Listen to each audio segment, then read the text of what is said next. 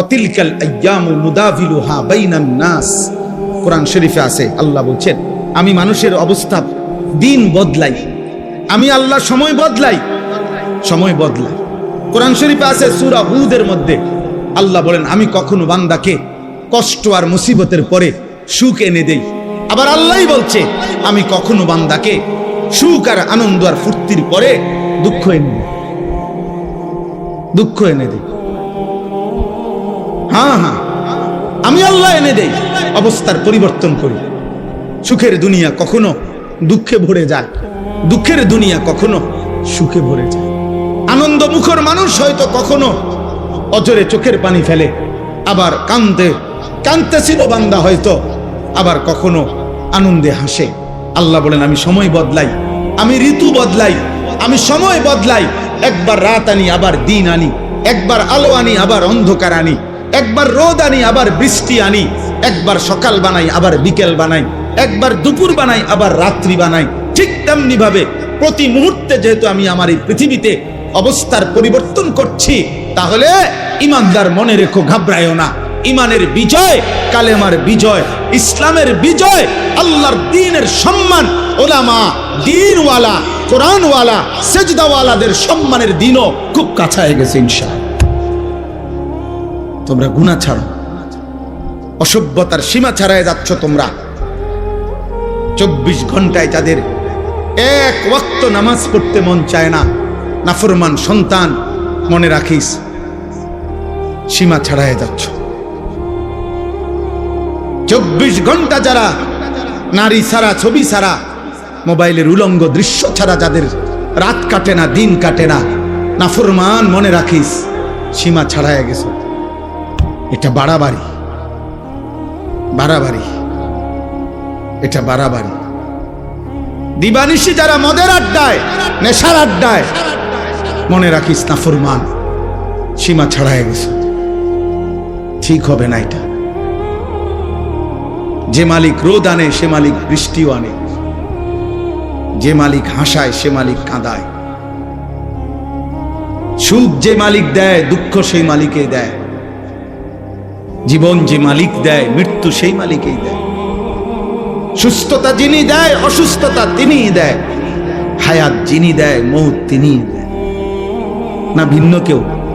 কথা বলেন না, ভিন্ন কেউ না, একই আল্লাহ। ওয়া আন্নাহু হুয়া আদহাকা ওয়া আবকা। আল্লাহ বলেন আল্লাহই হাসান, আল্লাহই কাঁদান। আদহাকা মানে আল্লাহ হাসান, আবকা মানে আল্লাহ কাঁদান। ওয়া আন্নাহু হুয়া আমাতা ওয়া আহইয়া। আল্লাহ বলেন আল্লাহই মৃত্যু দেন, আল্লাহই জীবন, আল্লাহই জীবন দেন, আল্লাহই রাত আনেন, আল্লাহই দিন আনেন, আল্লাহই আনেন। প্রতি সেকেন্ড আল্লাহই বদলান, প্রতি মুহূর্ত সময়ের প্রত্যেকটা সেকেন্ড বদলায় কে? কথা বলেন না, কে বদলায়? রাত, এই যে এখন রাত, কে আনলেন? আগামীকালকের ভোর আনবে একমাত্র কে?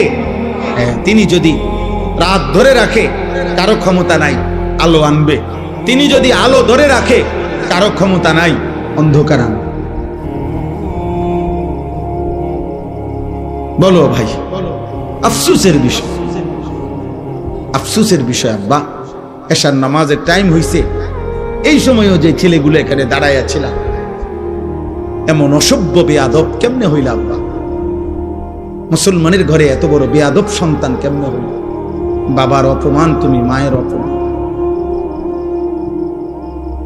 নামাজ চলতেছিল, এখন ওয়াজ শুনতে আসছে। কি ওয়াজ শুনবো আব্বা? ওয়াজ মানে তো ফুটবল খেলা না, ওয়াজ মানে তো নাটক আর সিনেমা না, ওয়াজ মানে তো আখিরাতের কথা, ওয়াজ মানে তো নামাজের কথা, ওয়াজ মানে তো কবরের কথা, ওয়াজ মানে তো নসিহত, ওয়াজ মানে তো গুনাহ ছাড়ার কথা, ওয়াজ মানে তো তাকওয়ার কথা, আল্লাহকে ভয় করার কথা। আল্লাহ আমাদেরকে বুঝ দান করেন, আল্লাহ আমাদেরকে ফিকির দান করেন। তোমরা একটা একটা ছেলের কাছে আমানত, কেউ একজনই বুঝো, কিন্তু এটা মনে রেখো, গুনাহ ইজ্জত দেয়। নারী, ছবি, মদ, জুয়া, জিনা, ব্যভিচার ঈমান থেকে বিচ্ছিন্ন করে দেয়। আমি হাদিস বলি, আল্লাহর নবী সাল্লাল্লাহু আলাইহি ওয়াসাল্লাম বলেন, যে ব্যক্তি জিনা করে, নারীর সাথে কোনো হারাম কাজ করে, খোদার কসম এই এক পাপ। আর হলো অশারিবাল খামরা, যে নেশা করে, মদ খায়, গাঁজা খায়, বাবা খায়, ফুট্টা খায়, পেন্সিডিল খায়, ইয়াবা খায়, এমন নিকৃষ্ট নাফরমান, খোদার কসম আল্লাহর নবী বলছে ব্যভিচারী আর নেশাখোর এই দুই নাফরমানের কলজাত থেকে ওই পাপ অবস্থায় আল্লাহ তাআলা ঈমান খুলে রাখেন। এই কোরআন ধরে বললাম, কোরআন হাতে ধরে বললাম, আল্লাহ তার কলিজার হৃদয় থেকে ঈমান বের করে ফেলে। আল্লাহ বলে নেশাখোর ঈমানটা দিয়ে যা, যা আমার ঈমান আমি রেখে দিলাম, এবার বেঈমান যা তুই যা। আল্লাহ বলে চরিত্রহীন লম্পট নারীর সাথে গুনাহ করবি, ঠিক আছে যা, আমার ঈমান আমারে দিয়া যা, আমি ঈমান রেখে দিলাম, কালিমা রেখে দিলাম, এবার যা। কি সাংঘাতিক কথা! ঈমানবিহীন যদি মৃত্যু হয়, এই ঈমান যদি আর ফিরে না আসে, এই কালেমা যদি আর ফিরে না যায়, তো দুনিয়ার মানুষে না জানে আমনে মুসলমান, আমনে মানুষে না জানে, আইডি কার্ডে না, তো কবরে কি মানুষ আইডি কার্ড দেয়নি? ভোটার আইডি কার্ড কবরে দেয়নি কেউ। জন্ম নিবন্ধন সনদ দিয়ে কোনো কবরে দরকার আসেনি। আসল সত্য জানে কে? আসল হাকিকত জানে কে? আল্লাহ। এজন্য কোরআনুল কারীমে আল্লাহ বলছে, বান্দা কোরবানি তো করছো সবাই, কিন্তু আসমানে পৌঁছছে কোনটা সেটা তো আমি আল্লাহ তাআলা বলে দিয়েছি। ওয়ালাকিন ইয়ানালুহু তাকওয়া মিনকুম, তাকওয়া গুনাহমুক্ত জীবন। কোরবানির প্রত্যেকটা শুরু থেকে শেষ পর্যন্ত গুনাহমুক্ত জিন্দেগি যার, গুনাহমুক্ত তাকওয়া, আসমানে পৌঁছবে কেবল তা, বাকিগুলো জমিনের কোরবানি জমিনেই থাকে। কোরবানি তো করছিল হাবিল, কোরবানি তো করছে কাবিল। পৃথিবীর আশ্চর্য গুরুত্বপূর্ণ কথা হলো, সর্বপ্রথম এই পৃথিবীতে দুইটা কোরবানি হয়েছে মাত্র। প্রথম দিন হাবিল আর কাবিল, কোরবানি হয়েছে মাত্র দুইটা। প্রথম দিন, সর্বপ্রথম, সেই প্রথম দিনের দুইটা কোরবানির মধ্যেই আল্লাহ বলছে কোরআনে, ফাতুকুব্বিলা মিন আহাদিহিমা ওয়া লাম ইউতাকাব্বাল মিনাল আখার। একটা কোরবানি কবুল হলো, একটা কোরবানি কবুল হলো না। তাহলে মাত্র কোরবানি হয়েছে দুইটা, ওইখানেই আল্লাহ একটা বাদ করে দিছে। সেই প্রথম দিনে একটা ফেলে দিছে, আল্লাহ বলছে কবুল হয় নাই একটা। তো সেখানেই আল্লাহ বলে দিছে, ইন্নামা ইয়াতাকাব্বালুল্লাহু মিনাল মুত্তাকিন। শোনো বান্দা, কিয়ামত পর্যন্ত কেউ কোরবানি কবুল হবে তার তাকওয়া থাকবে। যা কোরবানি কবুল হবে কার বলেন? বলেন না সবাই, বলেন কার? তাকওয়া থাকবে। তাকওয়া মানে গুনাহমুক্ত জীবন। তাকওয়া মানে কি বলেন?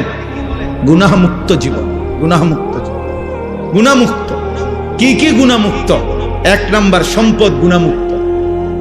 এজন্য সুদখোরের টাকায় কোরবানি হয় না, ঘুষখোরের টাকায় কোরবানি হয় না, কিস্তিখোরের টাকায় কোরবানি হয় না, প্রতিদিন বাজারে ব্যবসা করে যে ওজনে কম দেয় এই হারামখোরের টাকায় কোরবানি হয় না, মানুষকে নিয়মিত যে ঠকায়, প্রতিনিয়ত প্রতারণা করে, অবৈধ উপার্জন করে, হারাম রোজগার করে, এই হারামখোরের এই টাকায় কোরবানি আদায় হয়। গোস্ত সিদ্ধ হয়, গোস্ত কি হয়? সিদ্ধ। রুটি দিয়ে খাওয়ান যায়, এটার সমস্যা নাই। রুটি দিয়ে তো ঝোল খাওয়া যায়, গরুর গোস্ত খাওয়া যায়, মুরগির গোস্ত খাওয়া যায়, রুটি দিয়ে খাইতে অসুবিধা নেই, হেটার লেগে আটকাইতো না। চুলার জিড়াই দেন, পাত্তর চুলার দিলেও সিদ্ধ হয়ে যাবে। বুঝেন না কথা? পাত্তর দিলেও এটা কি হয়ে যাবে? নরম হয়ে যাবে। পাত্তর নরম হয় না আগুনের মধ্যে, নয় চুন বানায় কি দিয়া? পাত্তর দিয়ে তো বানায়। আমি নিজ চোখে দেখছি, সুনামগঞ্জ ছাতক চুনের ফ্যাক্টরি, এরকম বড় বড় পাথর, এগুলাই ভাঙ্গা ভাঙ্গা, এগুলাই কি হয়? চুন বানায়। পাথর এই আগুনের মধ্যে গলে গলে নরম হয়, এগুলোর মধ্যে মেডিসিন কেমিক্যাল দেয়, তো এরপরে চুন হয়। এই জন্য মূলত যে চুন খায় সে পাথরে খায়। হ্যাঁ হ্যাঁ, আমা সত্য কথা এটা। আপনি জিজ্ঞাসা করেন নাই, তাইলে সিদ্ধ হবে, রুটি দিয়া খাওয়া যাবে আব্বা, কিন্তু গুনাহমুক্ত না হলে আসমানে যাবে না। ইন্নামা ইয়াতাকাব্বালুল্লাহু মিনাল মুত্তাকিন, নিশ্চয়ই আল্লাহ কুরবানি কবুল করবে তার, তাকওয়া থাকবে যার। সমস্ত আমলের মধ্যে এই কথাটাই আজকে পড়ছি, সমস্ত ইবাদতের মধ্যে এক মুসলমান, খোদার কসম, এক মুসলমানের জিন্দেগীর সবকিছুতে মনে রাখতে হবে তাকওয়া হলো তার প্রধান তার নজর।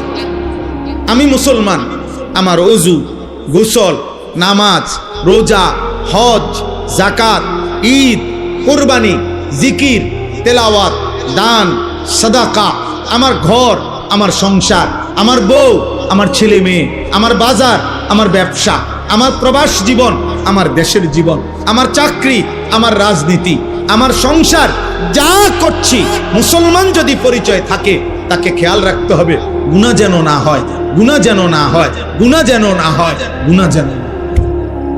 তাকওয়া, এরই নাম তাকওয়া। তাকওয়া শুধু কুরবানিতে না, তাকওয়া নামাজেও, তাকওয়া রোজাতেও, তাকওয়া হজ্জেও, তাকওয়া জিকিরেও, তাকওয়া তেলাওয়াতেও, তাকওয়া কোরআনুল কারীমের তেলাওয়াতেও, তাকওয়া দান সাদকাতেও, তাকওয়া রাজনীতিতেও, তাকওয়া সংসারেও, তাকওয়া স্বামী স্ত্রীর মেলামেশাতেও, তাকওয়া ছেলেপেলের ক্ষেত্রেও, তাকওয়া উপার্জনের সব ক্ষেত্রে, সর্বত্র।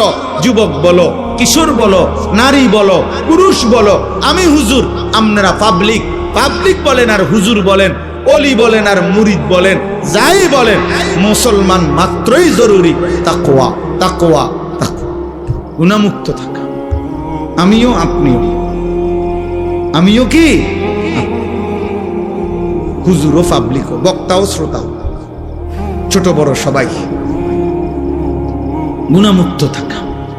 প্রিয় ভাই আমার, মুসলমানের সন্তান, তোমাদেরকে অনুরোধ করছি, গুনাহে ভরা এই জিন্দেগি কোনো জীবন না, এটা কোনো জীবন না রে আব্বা। নারী, ছবি, মদ, জুয়া, চুরি, ডাকাতি, জিনা, ব্যভিচার, গান, বাদ্য, অশ্লীলতা, সুদ, ঘুষ, কিস্তি, হারাম রোজগার, এটা কোনো মুসলমানের জীবন না। এই জীবন হাইওয়ানের জীবন, এই জীবন পশুর জীবন, এই জীবন চতুষ্পদ জন্তুর জীবন। হ্যাঁ, রাগ করলো এটাই কথা, অভিমান করলো এটাই কথা, এটাই সত্য। আল্লাহ কোরআনুল কারীমের মধ্যে বলছে, যে মানুষের অন্তর আমি আল্লাহকে নিয়ে ভাবে না, যে মানুষের কান আমি আল্লাহর কথা শুনে না, যে মানুষের চোখ আমার আয়াত দেখে না, খোদার কসম আল্লাহ বলছে উলাইকা কাল আনআম, এই মানুষগুলো জানোয়ারের মতো। কিসের মতো বলেন না? আল্লাহ কোরআনে বলছে। আপনি কার সাথে রাগ করবেন? আজকে আমি হাদিস পড়ছি বিকাল বেলা বাসায়, আশ্চর্য কথা শুনেন। একটা ছোট্ট বিষয়, আপনি এটারে, আপনার কাছে মনে হবে একটা ছোট্ট বিষয়। নামাজি ব্যক্তির সামনে যে সূত্রা দেয়, এটা বুঝেননি আপনারা? মানে নামাজি ব্যক্তির সামনে দিয়ে যাতে কেউ না যায়, কথা বুঝছেন কিনা? এই সামনে একটা ছোট কাঠি কিছু একটা দেয় না মানুষ, এই সূত্রা, এই যে এটা কয় সূত্রা কয় আরবিতে, মানে নামাজি ব্যক্তির সামনে কমপক্ষে সেজদার জায়গাটুকু পার করে একটা কিছু থাকা, যাতে করে এই নামাজির এই সামনে কোনো মুসলমান যাতে কি না যায়। তো নবীজি বলছেন, যদি কোনো ব্যক্তি জানতো যে নামাজি ব্যক্তির সামনে দিয়ে অতিক্রম করা কি পরিমাণ গুনাহ, যদি এটা বুঝতো, তাইলে প্রয়োজনে 40 বছর টানা দাঁড়াইয়া থাকে। এক হাদিস। আরেক হাদিসে আবু হুরায়রার হাদিস হলো যে নবীজি বলছেন, তাহলে সে প্রয়োজনে 100 বছর হইল দাঁড়াইয়া থাকতো, তবু অতিক্রম করতো না। এটা হলো একটা কথা। হাদিসের দ্বিতীয় অংশ আরো মারাত্মক।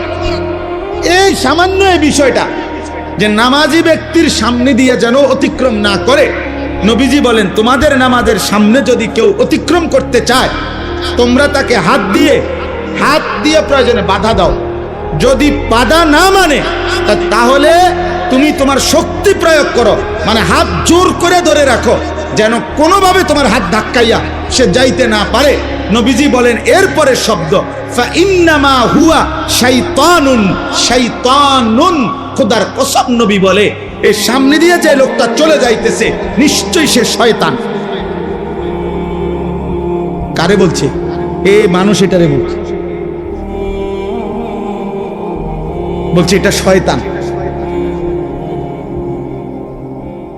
কত ছোট্ট বিষয়, বিষয়টা সামান্য কিনা, কিন্তু নবীজি বলছে এটা শয়তান।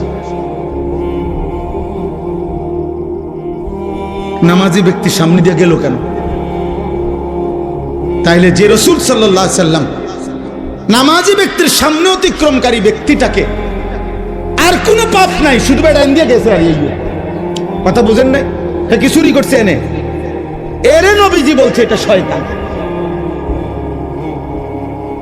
এখন বাকি নাফরমান যারা নাফরমানি করছে তাদের পরিচয় কি?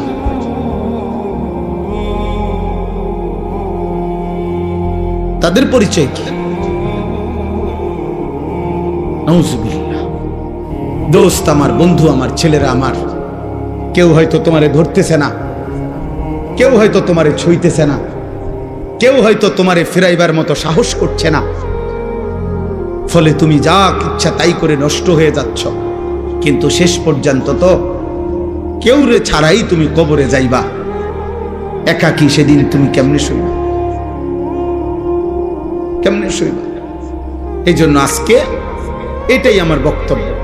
আমি কোরআনুল কারীমের যে আয়াতটা পড়ছি সূরা আলে ইমরানের 4 নম্বর পারা 3 নম্বর সূরা 102 নম্বর আয়াত, আল্লাহ তাআলা বলছেন, হে ঈমানদারগণ, ইত্তাকুল্লাহা হাক্কা তুকাতিহ, তোমার সবটুকু সাধ্য দিয়ে, তোমার সবটুকু সামর্থ্য দিয়ে ঈমানদার মুমিন আল্লাহকে ভয় করো, তাকওয়া অবলম্বন করো, গুনাহ থেকে বাঁচো, গুনাহ থেকে বাঁচো, গুনাহ থেকে বাঁচো, গুনাহ থেকে বাঁচো। সবটুকু সামর্থ্য দিয়ে তুমি যুদ্ধ করো, তুমি প্রাণপণ লড়াই করো, তুমি সর্বোচ্চ হিম্মত করো যে আল্লাহ আমি বেঁচে থাকতে জেনে বুঝে আমি আপনার নাফরমানি করব। আল্লাহ বলছে, বান্দা এটা তোমার কাছে আমার চাওয়া, কারণ তুমি মুমিন। ইয়া আইয়ুহাল্লাযীনা আমানু, তুমি মুসলমান। তুমি হিন্দু হইলে আমি বলতাম না, তুমি ইহুদির বাচ্চা হইলে তোমার আমি বলতাম না, তুমি খ্রিস্টান হইলে আমি বলতাম না, তুমি বৌদ্ধ হইলে আমি বলতাম না, তুমি যদি বলতা তুমি মুরতাদ, নাস্তিক, বেঈমান, আল্লাহ বলে তাইলে আমি তোমারে বলতাম না। কিন্তু তুমি বলছো তুমি মুসলমান, এই জন্য তোমাকে বলছি। এখন আমরা যারা এখানে দাঁড়ায়া বসে আছি, আমরা নিজেকে মুসলমান বলি তো? কথা বলে না? ছেলেরা বলো না তোমরা মুসলমান? সবাই বলো তো। তোমাদেরকে আল্লাহ বলছে ইত্তাকুল্লাহা হাক্কা তুকাতিহ, আল্লাহকে ভয় করো। আল্লাহ গুনাহ ছেড়ে দাও। আল্লাহকে ভয় করার প্রথম তর্জমা গুনাহ বর্জন। এই জন্যই তো বলছে আল্লাহ, যদি গুনাহই ছাড়তে না পারো বান্দা, তা আমার ঈমান আমারে দিয়া দাও, লাগবে না, যা। তোমার মতো 2-4 জন নষ্ট মানুষ ঈমানদার না হইল আমার আখিরাতে অসুবিধা হবে না, আমার জান্নাতেও লোকের ঘাটতি হবে না। এই জন্য নবীজি বলছে যে মদখোরের কলিজার থেকে, নেশাখোরের কলিজার থেকে আল্লাহ ঈমান রাইখা দেয়, যা দিয়া যা। জিনা ব্যভিচার করে যে নারীর সাথে, হারাম প্রেম, হারাম সম্পর্ক, অশ্লীলতা যে করে, আল্লাহ তার হৃদয় থেকে ঈমান রেখে দেয়, যা আমার ঈমান আমারে দিয়া যা, যা যা বেঈমান, এবার যা বাইরে। আল্লাহ নবী, আল্লাহ কোরআনে বলছেন, হে সুদখোর, আমি আল্লাহর সাথে সুদ খাচ্ছ, ঠিক আছে খাও, শুধু মনে রেখো আমি আল্লাহর সাথে যুদ্ধের ঘোষণা শুনে নাও, তোর লগে আমি যুদ্ধ করব, দেখি তুই আমার সাথে যুদ্ধ কইরা তোর অভাব কেমনে মিটাস। আমি আল্লাহ, আমি থাকতে তোর আমি দেখব। খোদার কসম, এটা কোরআনের আয়াত। আল্লাহ সুদখোরকে ডাইরেক্ট বলছে, তোর লগে আমি যুদ্ধ করলাম, যুদ্ধের ঘোষণা দিলাম, আমি তোর অভাব দূর করব না, চাই তোর কোন আব্বা তোর অভাব দূর করে আমি দেখব, তোর কোন বাফে আছে। এই জন্য পৃথিবীর একটা সুদখোর আজ পর্যন্ত সুখের কোনো দাবি করতে পারে নাই। লোনের পর লোন নিতেছে, টাকার পর টাকা নিতেছে, একটা পর্যায়ে দেউলিয়া হইয়া, একটা পর্যায়ে দেউলিয়া। গতকালকে রাত্রে আহা, একজনের কথা আমারে বলতেছে, একজন শুনাইছে, দোয়া চাইছে যে হুজুর, লোন নিতে নিতে, সুদ নিতে নিতে 400 কোটি টাকা নিছে, নিয়ে একসাথে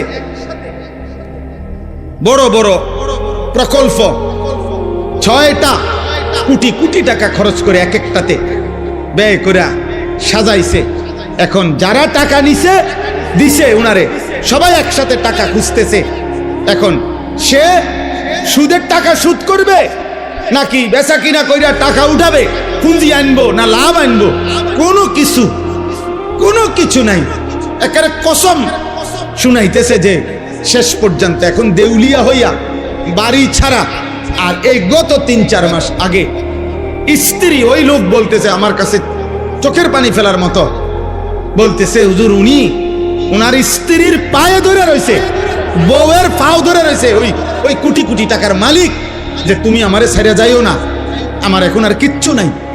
বেটি বলে, না তোর কাছে যেহেতু কিছুই না, সম্পদ কিচ্ছু নাই, আমি তোর মতো ফকিরের কাছে থাকবো না, কয়ে বউ চলে গেছে। আহা, দুনিয়া তারে আজ কোথায় নিয়ে গেছে, হারাম তাকে আজ কোথায় নিয়ে গেছে। আজ ঘর হারা, স্ত্রী হারা, মানুষের সাথে সম্পর্ক হারায়।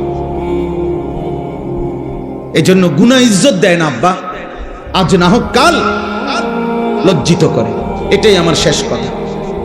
আমি অনুরোধ করলাম, গুনাহ ইজ্জত দেয় না, গুনাহ সম্মান দেয় না। তোমরা যারা ইনসাফ যদি থাকে, বিবেক যদি থাকে, আব্বা একটা ছেলেকে বলি, তোমরা যারা নামাজ পড়ো না, আল্লাহর সাক্ষী রেখা যদি এখানে আইসা দাঁড়ায়া বলো তোমার বিবেক কি বলে, এই সমাজের মানুষ তোমারে কি মনে করে? তোমরা যারা চুল মুশরিক বেঈমানের মতো, একটা ছেলে এখানে আইসা দাঁড়াও, এখানে ক্যামেরা হইতেছে, তোমরা ইয়া কও যে এই সমাজের মানুষ তোমাকে কি মনে করে, তোমার বিবেক কি বলে? তোমরা যারা নারী দেখো, ছবি দেখো, অশ্লীল দৃশ্য দেখো, উলঙ্গ নাচ গান নর্তকীর ছবি দেখো, তোমার মতো হাইওয়ানকে, তোমার মতো মানুষরূপী পশুকে এই সমাজের মানুষ কি ভাবে? চলো এখন যা হোক, এখানে তো মানুষ আছে, তুমি জিজ্ঞাও আইও একজন যে ভাই আমি 5 ওয়াক্ত নামাজের একটা সেজদা আজকের দিনে দেই নাই, আপনাদের বিবেচনা কেমন আমারে মনে হয়? তো তুমি এসে দাঁড়ায় কও, যদি সুযোগ থাকতো, মুক্ত অনুমতি থাকতো, তো সবাই তোমার একটা একটা জুতা দিয়ে বাড়ি দিল। হয়তো এদুর সাহস করবে না, মানুষ পারবে না হয়তো এদুর হিম্মত করতে, কিন্তু বাস্তবতা হইল থুতু মারারই যোগ্য যে আমরা তো তোকে এতটা নাফরমান ভাবি নাই। তুমি বলো, চ্যালেঞ্জ করো, এখন আসো। আবার আমরা যারা নামাজ পড়ছি তো আমরাও বলি যে আমরা আজকে ফজর থেকে এশা পর্যন্ত খোদার কসম 5 ওয়াক্ত নামাজ মসজিদের জামাতে পড়ছি। আমি বললাম, তো এবার মানুষ তুমি জিজ্ঞাসা করো যে উনার ব্যাপারে আপনাদের মন্তব্য কি, আর যে নামাজ পড়ে নাই 5 ওয়াক্ত তার ব্যাপারে মানুষের মন্তব্য কি? মুক্ত মঞ্চে সবার সামনে দেখা যাক। কথা বুঝেন নাই? এখানে দেখা হোক। অতএব দোস্ত, এটাই কথা, ঈদ পরবর্তী কথা এটাই। কোরবানির ঈদ বলি আর রোজার ঈদ বলি, রমজান বলি আর হজ বলি, নামাজ বলি আর সেজদা বলি, সমস্ত ইবাদতের টার্গেট আমার জীবনে যেন তাকওয়া আসে। আমার জীবনে যেন কি আসে? তাকওয়া। গুনাহমুক্ত জীবন, আল্লাহকে ভালোবাসা, গুনাহকে বর্জন করা। ওয়ালা তামুতুন্না ইল্লা ওয়া আনতুম মুসলিমুন। আল্লাহ তাআলা বলেন, আমার বান্দা পূর্ণ মুসলিম না হয়ে, আমার আনুগত্য পুরা না করে মৃত্যুবরণ করো না, কবরে আইসো না। কবরে আসবার আগে একবার না 50 বার, 50 বার না 500 বার মিলাইয়া আসো যে আল্লাহর আনুগত্য পুরা করেছি কিনা। আল্লাহ বলেন হিসাব মিলে আসো। আমরা অনেকের আছে পুরুষ মানুষ, আমাদের মহিলারা বাজারের লিস্টি দেয়, দেখবেন মাসিক বাজারের মুদি মালের পেঁয়াজ 10 কেজি, রসুন 3 কেজি এমনি লেখা দেয় না, তাহলে আমাদের নিয়ম কি? আমরা যে কোনো পুরুষ, আমরা যারা বাজার করি এরকম লিস্টি চাইয়া, তো আমরা বাজারে থাকতে বারবারই একটু পর পর আমি যেটা করি যে আমার এই লিস্টি দিলে আমি মাল কিনি, এদিক দিয়ে দাগ দেই, দিয়া আবার দেখি কোনোটা বাদ আছে কিনা, শ্রোতা এটার লগে মিলাইয়া তারপরে খরচ শেষ করি। যেই দোকানদারে মালটা দেয়, যেই মুদি দোকানদার যার কাছে আমরা লেখাইছি শ্রোতা লেখায়, মানে এটার মধ্যে ও যখন এই বস্তার মধ্যে বইরা মালটা দেয় সবটি মাইপা সারলে ও এটার লগে মিলাই কিনা বলেন, এমনি এমনি কোনা দিয়ে দেয়, দাগ দেয় না, দাগ দিয়ে দিয়া হয়ে বস্তার মধ্যে মালটা বুঝাই দিয়া, এই যে মাল 13টা, এখানে দিছি 13টা, হুজুর এত দাম নেন। তাহলে আল্লাহ তাআলা বলেন ওয়ালা তামুতুন্না ইল্লা ওয়া আনতুম মুসলিমুন, আমার বান্দা, আমার আনুগত্য, আমার ইবাদত, আমার হুকুম দুনিয়ায় থাকতে মরার আগে মিলাইয়া আইসো, মিলাইয়া দাগ দিয়ে দিয়া মিলাইয়া আইসো, মিলাইয়া কবরে আইসো, নাই তো 1 সেকেন্ডে কবরে টিকতে পারতাম। এই জন্য যে আমি সব সময় বলি, চাচা মিয়া গপ মারে সাধু আনে বইয়া, আল্লাহর রহমতে 3 ফুট বিদেশ পাঠাইয়া জিগুন বিয়া দিয়া লাইছি গদ্দুয়ার কইরা মাশাআল্লাহ। এখন আল্লাহর রহমতে আপনার দোয়ায় আর কোনো টেনশন নাই, ওনার মূল্য কোনো দুঃখ নাই। না, আপনি মরেন আল্লাহর রহমতে, আপনি খুব দ্রুত সময় মরিয়া যান চাচা, আপনি মরিয়া না দেখবেন দুঃখ কাকে বলে। হ্যাঁ, কবর বুঝি বিদেশের হিসাবে, কথা বলে না, কবর বুঝি বিল্ডিং এর হিসাবে। তো এটি কি কইলেন আপনি? এগুলা কি শুনাইলেন মানুষের? আখিরাতের কথা কি কি দিয়ে বুঝাইলেন? বিল্ডিং দিয়া। নাউজুবিল্লাহ, আল্লাহ আমাদেরকে হেফাজত করেন। মাটিতে বসার মধ্যে সবচেয়ে বেশি আনন্দ, কারণ মাটির মানুষ মাটিতে বসার মধ্যেই তৃপ্তি, মাটিতে বসার মধ্যেই আমাদের মূল তৃপ্তি। মাটির সাথে সম্পৃক্ততা, এটা আমাদের আসলের সাথে, মূলের সাথে সম্পৃক্ততা। মিনহা খালাকনাকুম ওয়া ফিহা নুঈদুকুম ওয়া মিনহা নুখরিজুকুম তারাতান উখরা। আল্লাহ তাআলা তো এটাই শিখাইছে, এই মাটি থেকেই তোমাদেরকে সৃষ্টি করেছি, এই মাটিতেই আবার তোমাদেরকে কবরে ফিরিয়ে আনবো, এই মাটি থেকেই আবার একদিন তোমাদেরকে আমি হাসরের ময়দানে উঠাবো। কাজে তুমি চাইলেও বান্দা মাটির থেকে সম্পর্ক তুমি নিজেকে বিচ্ছিন্ন করতে পারবে। বিল্ডিং তোমার 80 তলা হোক, মাটিতেই ফিরতে হবে। বিল্ডিং তোমার রাজপ্রাসাদ হোক, একদিন তোমাকে কোথায় ফিরতে হবে? মাটিতেই ফিরতে। অফিহা নুঈদুকুম, এই মাটিতেই তোমাকে ফেরত নিয়ে আসবে। এজন্য মাটির সাথে সম্পৃক্ততা, এটা তো আমাদের মূলের সাথে সম্পৃক্ততা। এই জন্য মাটিতে বসার মধ্যে কোনো লজ্জাও নেই, সংকোচও নেই, এবং কারণ এটাই আমাদের মূল বাস্তবতা। একদিন আমাকে লম্বা সময়ের জন্য এই মাটিতেই শুয়ে থাকতে হবে। ওমরের কথা বলতেছিলাম, তো বোন এবং বোন জামাইকেও এবার আচ্ছাতরে মারছে, কেন? কালেমা গ্রহণ করুন। তাহলে অপরাধের উপরে অপরাধ, পাপের উপরে আরো পাপ। একে তো তরবারি হাতে রওনা দিয়েছে, নবী সাল্লাল্লাহু আলাইহি সাল্লামকে হত্যা করবে, এটা যে কল্পনা করছে, এটাও তো কত বড় পাপ, কত বড় গুনাহ। আবার এই কালেমা গ্রহণ করার অপরাধে বোন আর বোন জামাইকে আচ্ছাতরে রক্তাক্ত করে ফেলছে। কিন্তু ওমর একটা কাজ করে ফেলছে, অল্প একটু কাজ। সেটা হলো যখন রাগ থামছে, মারতে মারতে বল ফিরে গেছে, তখন ওমর রাদিয়াল্লাহু তাআলা আনহু ওনার বোনকে, বোন জামাইকে বলছে একটা কথা, যে তোমরা কি পড়তেছিলা সে শোনাও। আমি যখন ঢুকতেছি তখন শুনতেছিলাম তোমরা কি যেন পড়তেছিলা, এগুলা কি পড়তেছিলা ওটা কও। এ আরশ আজিবের মালিক আল্লাহ তাআলা বলে, বান্দা ওমর, এটুকু আগ্রহ দেখাইছো আমার কোরআন শুনবার জন্য, যা হেদায়েত দিয়ে দিলাম। এরপরেই আল্লাহর কোরআন শুনছে এবং কিছুক্ষণের মধ্যেই নবীজির কাছে গিয়ে এই কোরআন শুনে কালেমা পড়ে মুসলমান হয়ে গেছে।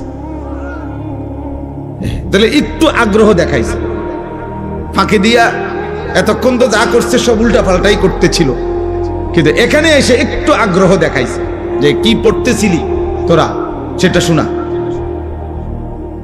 আল্লাহ তাআলার এটুকুই ভাল লাগছে। তো আল্লাহ তাআলা এইটুকু আগ্রহের বিনিময়ে এত বড়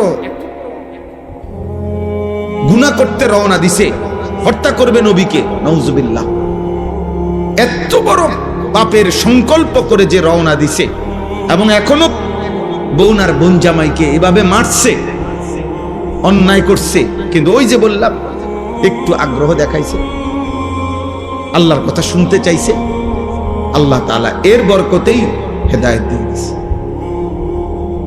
সূরা তাহা কোরআনের একটা সূরা আছে, ওই সূরার কিছু অংশ তেলাওয়াত করছে। ওমর রাদিয়াল্লাহু তাআলা আনহু বলছে, থামো, আর লাগবে না, যা বুঝার আমি বুঝেছি, চলো মুহাম্মদের কাছেই যাই।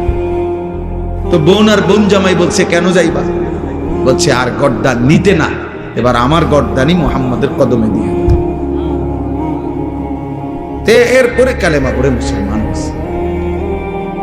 কোরআনুল কারীমের মধ্যে সূরা হুদের মধ্যে আছে, মক্কার কাফেররা নবীজিকে বলতো, মুহাম্মদ তুমি যে আমাদেরকে কালেমার দাওয়াত দিচ্ছ, আমরা মেনে নিতাম যদি তোমার কাছে বিপুল পরিমাণ অর্থ ভান্ডার থাকতো, বিপুল পরিমাণ টাকা পয়সা ধন ভান্ডার যদি থাকতো, তাইলে আমরা তোমাকে গ্রহণ করতাম। কারণ তখন তো একটা লাভের সম্ভাবনা আছিল যে তোমার দলভুক্ত হইলে অনেক কিছু টাকা পয়সা, খাদ্য খাবার বরাদ্দ পাওয়া যাবে। মানুষ নেতার পিছে ঘুরে উপাস থাকার জন্য, ঠিক না? নেতার পিছনে ঘুরে কেন? উপাস থাকার জন্য। খাওয়া, চুরি, যত রকমের ডাইন বাম নয় ছয় পাওয়া যায়, এই সমস্ত ভোগ করার জন্য, এটাই পিছনে পিছনে ঘুরার মাকসাদ। ইল্লা মাশাআল্লাহ, হ্যাঁ যদি কেউ ভিন্ন থাকে, থাকতেই পারে, লাখের মধ্যে, হাজারের মধ্যে, কোটির মধ্যে ভিন্ন কেউ উত্তম, সব জায়গায় সব ক্ষেত্রেই আছে, ছিল, থাকবে। তো এরাও বলতে লাগলো যে তোমার দলভুক্ত হইতাম, তবে যদি তোমার কাছে ধনভাণ্ডার থাকতো। কিন্তু তোমার তো তেমন কিছু নাই, মক্কায় তো আমরা চিনি তোমারে, তোমার বাপও নাই, মাও নাই, তুমি যে এই চাচা আবু তালেবের ঘরে লালিত পালিত হও, উনিও দুর্বল মানুষ আর্থিকভাবে, তাহলে কি বুঝছে তোমারে অনুসরণ করব? 2 নাম্বার, মক্কার কাফেররা বলতো, দ্বিতীয়ত আমরা তোমাকে অনুসরণ করতাম যদি দেখতাম তোমার সাথে আল্লাহর পক্ষ থেকে সরাসরি ফেরেশতা তোমার সাথে থাইকা মুখামুখি আমগরে বলতেছে যে হ্যাঁ আল্লাহর নবী, আমি ফেরেশতা বলতেছি। এরকমও যদি আমরা ডাইরেক্ট দেখতাম ফেরেশতা বলতেছে তোমার পক্ষে, তাইলেও অনুসরণ করতাম। কিন্তু এইটাও তো দেখি না, সম্পদও নাই, আবার কোন ফেরেশতাও তোমার সাথে নাই, দেখি না আমরা, তো আমরা কি বুঝে তোমার অনুসরণ করতাম? কোরআনুল কারীমের মধ্যে আছে, আল্লাহ তাআলা নবীকে বলছে, বন্ধু এমন কথার পরেও আপনি সামান্যতম ঘাবড়াবেন না, আপনি অস্থির হইয়েন না, বরং আপনি মনে রাখবেন শুধু ইন্নামা আনতা মুনদির, আপনি হচ্ছেন আল্লাহর দিকে ভয় প্রদর্শনকারী। আপনি ইন্নামা আনতা নাযীর, আপনি ভয় প্রদর্শনকারী। আপনার দায়িত্ব জাহান্নামের ভয় দেখানো, আপনার দায়িত্ব কবরের ভয় দেখানো, আপনার দায়িত্ব আখিরাতের ভয় দেখানো, আপনার দায়িত্ব আল্লাহর ভয় দেখানো, এটা আপনার জিম্মাদারি, আপনার দায়িত্ব আপনি শতভাগ গুরুত্ব দিয়ে আদায় করেন। এবার পরিবর্তন হইল কয়জন, হইল না কয়জন, বদলাইলো কয়জন, বদলাইলো না কয়জন, এর কোনোটা আপনার জিম্মাদারি না, সেটা আমি আল্লাহর ফয়সালা, ওইটা আমি দেব, ওইটা আমি দেব। তাইলে আল্লাহ তাআলাই এই নিজাম বলে দিয়েছেন যে নিয়ম হলো এটাই, আল্লাহর কথা বলতে থাকা, আমার দায়িত্ব বলতে থাকা। পরিবর্তন হবে কে হবে না বদলাবে কয়জন, বদলাবে না কয়জন, খোদার কসম বাবা, এটা আল্লাহর ফয়সালা। এই জন্যই যে তোমরা যারা নামাজ পড়ো না, তোমরা যারা গুনার মধ্যে লিপ্ত আছো ছেলেরা, তোমাদের কারো পরিবর্তনই আমার হাতে না, আব্দুল কাদের জিলানীর হাতেও না, কারো হাতে না। এমনকি খুদ নবী সাল্লাল্লাহু আলাইহি সাল্লামের হাতেও কারো পরিবর্তন ছিল না। সমস্ত সিদ্ধান্ত একক একজনই, শুধু আল্লাহর হাতে। শুধু কার হাতে? যার কারণে আমাদের নবী সাল্লাল্লাহু আলাইহি সাল্লামের বলা দাওয়াতে কেউ কালেমা পড়ছে, আবার নবীজির দাওয়াতেও কেউ কালেমা প্রত্যাখ্যান করছে, গ্রহণ করে না। কেউ এক কথাতেই কালেমা পড়ছে।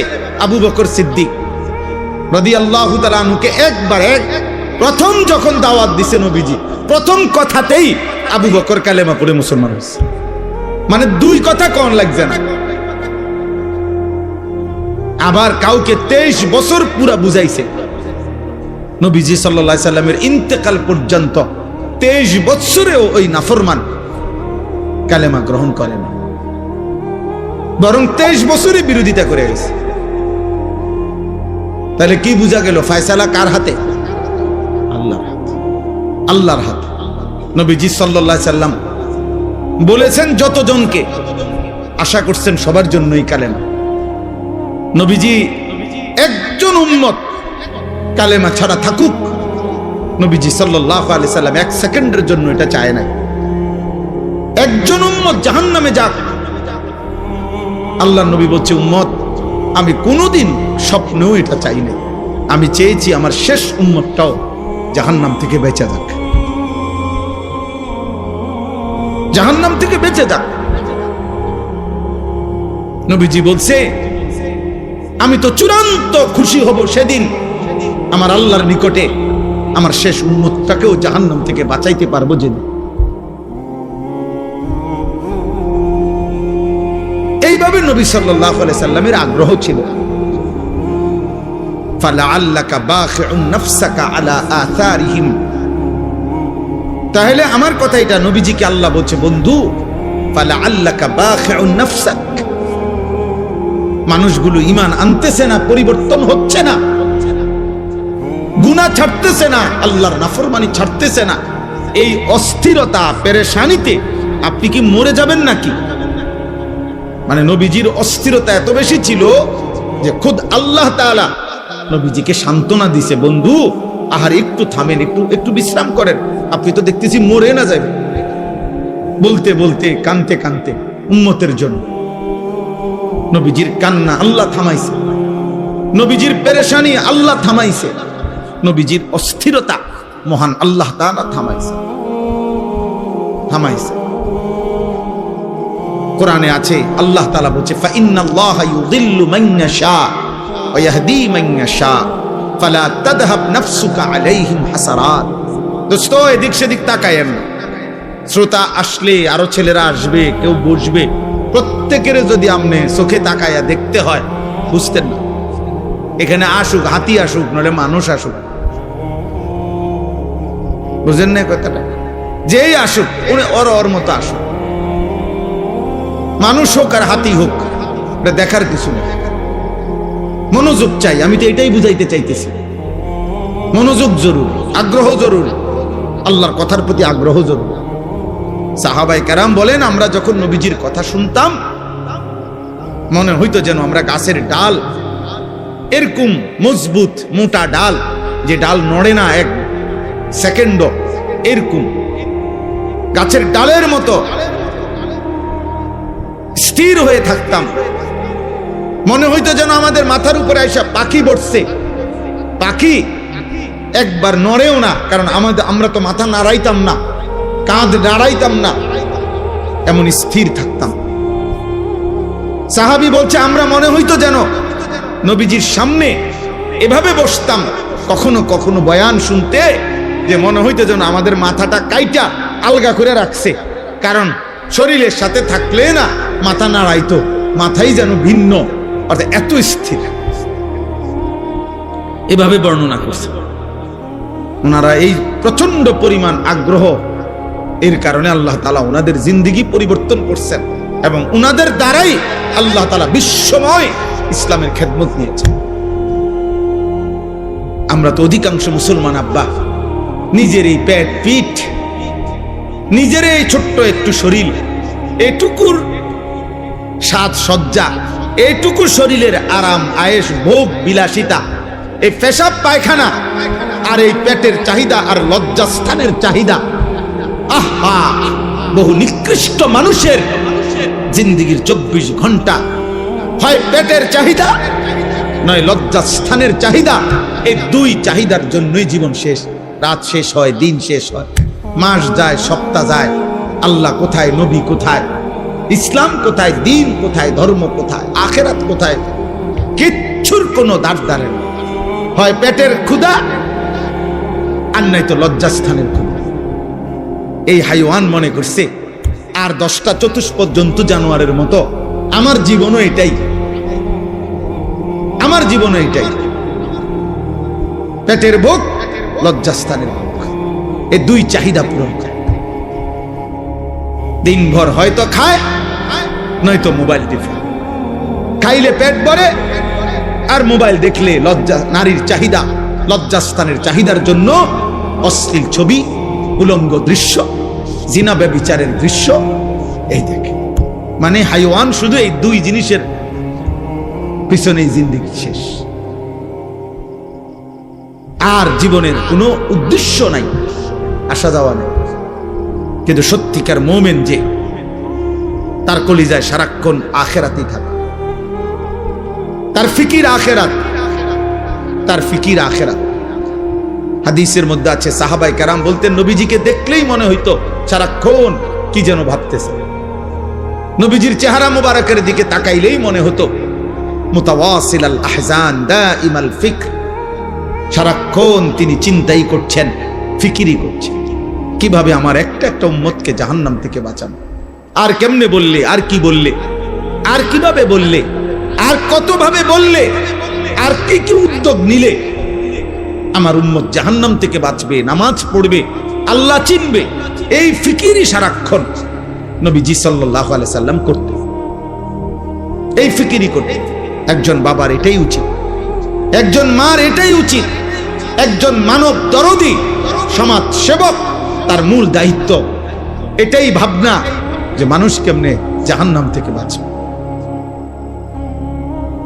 মানুষ কেমনে আল্লাহর কাছ থেকে হাসরের ময়দানে জাহান্নাম থেকে বাঁচবে, কেন কবরের আযাব থেকে বাঁচবে কেন। সত্যিকার মুমিন মুসলমানের স্ত্রী বলেন, ছেলে বলেন, মেয়ে বলেন, দেশ বলেন, পাড়া বলেন, মহল্লা বলেন, একজন ইমানদার মুসলমানের মূল ফিকির নিজের এবং প্রতিটা মানুষের জাহান্নাম থেকে বাঁচানোর ফিকির। ইন্নামা আনতা নাযীর, নবীজিকে আল্লাহ এটাই বলছে, ঘাবড়াবেন না, আপনার সম্পদ না থাকুক, আপনার সাথে প্রকাশ্য ফেরেশতা তাদের সাথে কথা না বলুক, ওরা যাই আবদার করুক, আপনি মনে রাখবেন ইন্নামা আনতা নাযীর, আপনি জাহান্নামের ভয় প্রদর্শনকারী, আপনি আল্লাহর ভয় প্রদর্শনকারী, কবরের ভয় প্রদর্শনকারী, আখিরাতের ভয় প্রদর্শনকারী।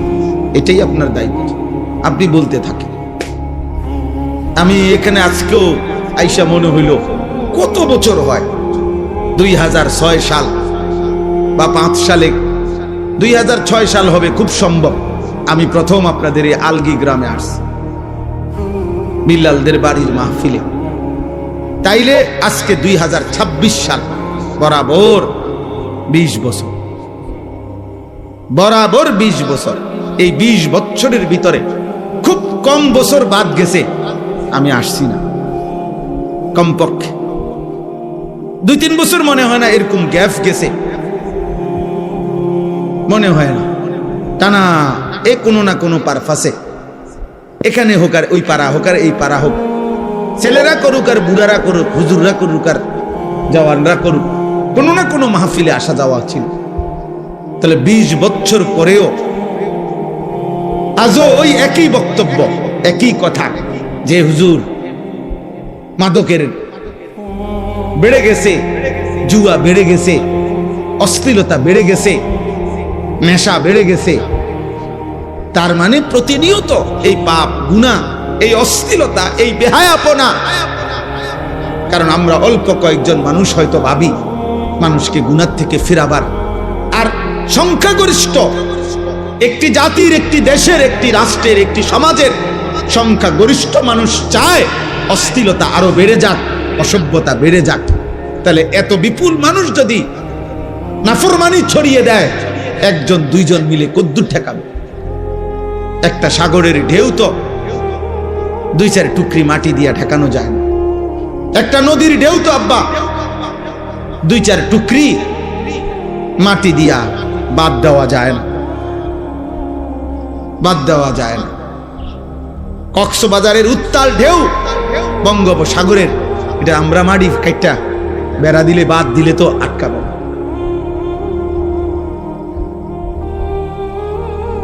এই জন্য আমি ছেলেদেরকে বলছি, এখন ওই রুমের মধ্যে বসে বলছি যে আব্বা, তোমার সমাজ, তোমাদের গ্রাম, তোমরাই ভাবতে হবে।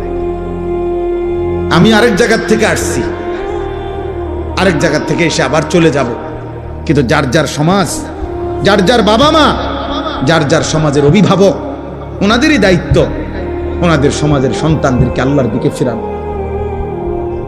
আলগা হুজুর দিয়া বলাই যাবে 1 ঘন্টা, আধা ঘন্টা, 2 ঘন্টা, কিন্তু পরিবর্তনের জন্য আপনাদের সম্মিলিত উদ্যোগ এবং 2 জন ছেলে, 1 জন ছেলেও যদি থাকো, ছেলেরা তোমাদের মধ্যে কেউ, যে সমাজ মানুষের চুরি, জিনা, মদ, জুয়া, নারী, বেহায়াপনা, অশ্লীলতা দেখে যদি কারো কলিজার মধ্যে ভাবনা আসে, আহা আমার সমাজ কি করছে, তাইলে তোমারই দায়িত্ব, তুমি উদ্যোগ নাও, নাই তো পরিবর্তন আসবে না, পরিবর্তন আসবে না। এ মোবাইলে ছবি দিলেন, ফেসবুকে ছবি দিলেন, আমরা মাহফিল করেছি, হুজুর আসছেন, শ্রোতা আসছে, শ্রোতা গেছে, কারো 10টা ছবি, কারো 20টা ছবি মোবাইলে দিয়া দিছে, এরপরে নতুন ছবি আইসা পিছনের গুলারে ফেলে দিছে। এইগুলার কোন কিচ্ছু আসে যায় না, কিচ্ছু আসে যায় না। এই জন্য আমি সবার কাছে বলি, আপনারা যারা আছেন, ছেলেরা তোমরা যারা আছো, সবার বিবেক একসাথে নড়ে না। কিছু মানুষের বিবেক মরে যায়, কিছু নাফরমান আল্লাহর নাফরমানি করতে করতে কলিজা বন্ধ হয়ে যায়। খোদার কসম, এটা কোরআনে আল্লাহ বলছে। পাপ করতে করতে, নামাজ না পড়তে পড়তে, আল্লাহকে সেজদা না দিতে দিতে, অশ্লীলতার, নাফরমানি, বেহায়াপনা, অসভ্যতার, নোংরামি করতে করতে, খোদার কসম আল্লাহ বলেন, অসংখ্য নাফরমানকে এক পর্যায়ে আমি তার অন্তর মোহর মেরে দেই, কান মোহর মেরে দেই, চোখে চূড়ান্ত পর্দা ফেলে দেই, আর কোনোদিন হেদায়েত দেই না। একদিন আমার ফেরেশতা দিয়া, লাথি দিয়া জাহান্নামেই ফেলে দিই। হ্যাঁ, খাতামা আলা সামঈহি ওয়া কলবিহি ওয়া জাআলা আলা বাসারিহি গিশাওয়া। গুনাহ এর জন্য লম্বা করতে নাই, পাপকে দীর্ঘ করতে নাই। পাপের দীর্ঘ হইলে, গুনাহ লাগাতার হইলে সবচেয়ে বড় মুসিবত হইল, আর কোনদিন যদি আল্লাহ ফিরার সুযোগ আল্লাহ না দেয়, তো পৃথিবীর সমস্ত পীর বুজুর্গ যদি বাইকটাও কাউরে খাওয়ায়, আর হইতো আব্দুল কাদের জিলানীর আব্বাও যদি কবর থেকে আসে, মালিক যদি বলে তোরে আমি হেদায়েত দেব না, তো কায়নাতের সমস্ত পীর বুজুর্গ একসাথে তাসবিহ পড়েও আপনারে আর হেদায়েত দিতে পারে। আল্লাহ যাকে হেদায়েত দিবে না বলে ফেলে, তাকে আর কায়নাতের কেউ দিতে পারে। যদি পারত, তাহলে রাসূলুল্লাহ সাল্লাল্লাহু আলাইহি সাল্লাম আবু তালেবকে ঈমান দিতে পারতেন, পারতেন কিনা? নবীজি সাল্লাল্লাহু আলাইহি ওয়াসাল্লামের চাইতে প্রিয় আল্লাহর মাখলুকের মধ্যে, আল্লাহর সৃষ্টির মধ্যে, আল্লাহর নিকটে এর চাইতে মাহবুব আর কেউ হইতে পারে? কথা বলে না। আর কেউ হয়েছে? আগামী তো হবে কেউ। তাহলে সেই তিনি চোখের পানি ফেলে কাঁদতেছে, চোখের পানি ফেলে কাঁদতেছেন। আল্লাহ তাআলা বলছে, না বন্ধু কাঁদবেন ঠিক আছে, কিন্তু আপনার চাচা আবু তালেবকে আমি ঈমান দেব। মৃত্যুর মুহূর্ত পর্যন্ত নবীজি চেষ্টা করছে, চাচা কালেমা বলেন, কালেমা বলেন, কালেমা বলেন।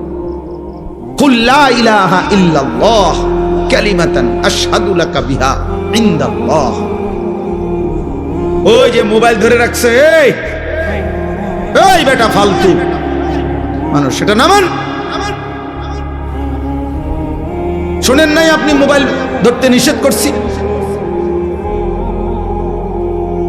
তো আপনারা কেউ সাথে বললেন না কেন ওনাকে? নিজের জন্য ভাবেন, নিজের জন্য, নিজের কলিজায় আল্লাহকে নেন, হৃদয়ে আল্লাহকে নেন। আমরা সবাই ব্যস্ত হয়ে গেছি অন্যরে হেদায়েত করার জন্য, সবাই আমরা ব্যস্ত হয়ে গেছি অন্যরে মোবাইল দিয়া দেখানোর জন্য। মনে হয় যেন উনি, আমি তো হুজুর আল্লাহর রহমতে আমনগো দোয়ায় জুনায়েদ বাগদাদি হয়েই গেছি, এখন আমি চেষ্টা করতে আছি অন্য মানুষের আব্দুল কাদের জিলানী বানাইতে। আমাদের ভাবটা এমন হয়ে গেছে, আমরা বেশি আত্মবোলা, আপন ভোলা, আপন ভোলা। আমি এখনো এই ছেলেদেরকে বলছি যে আব্বা তোমরা বলো, এশার নামাজ যখন চলতেছে, আমি যখন গেছি মসজিদে, আমার ডানে বামে আমি যে কয়জনরে দেখছি আমি ডাইকা মসজিদে পাঠাইছি। আমি তো, তোমরা আয়োজক, তোমরা তোমাদের এই ছেলেগুলোরে ডাকছিলেন এশার নামাজের জন্য, মাগরিবের নামাজের জন্য ডাকছিলেন, ফজরের নামাজের জন্য ডাকছিলেনই কোনোদিন? তাহলে কেউ যদি কাউকে আল্লাহর দিকে না ডাকে, একজন বক্তা বুঝি কুমিল্লার থেকে আইসা, ঢাকা সিটাং থেকে আইসা বুঝি সবাই রে জুনায়েদ বাগদাদি বানায় ফেলবে? এটা কি তাবিজ? এটা কি ফু? হ্যাঁ, যে আমি আপনার ঘরে ফু দিয়ে দিলাম, আপনারা এখন একটা ফু দেব, আপনারা দেখবেন সাথে সাথে আপনারা সবাই হয়ে গেছেন বাইজিদ বুস্তামি আর জুনায়েদ বাগদাদি। এটা এমন? এটা কি ম্যাজিক? এটা সার্কাস? এখানে আমাদের মেহনত চাই, আমাদের সম্মিলিত উদ্যোগ চাই, আমাদের সকলের আন্তরিক প্রচেষ্টা লাগবে ভাইয়া।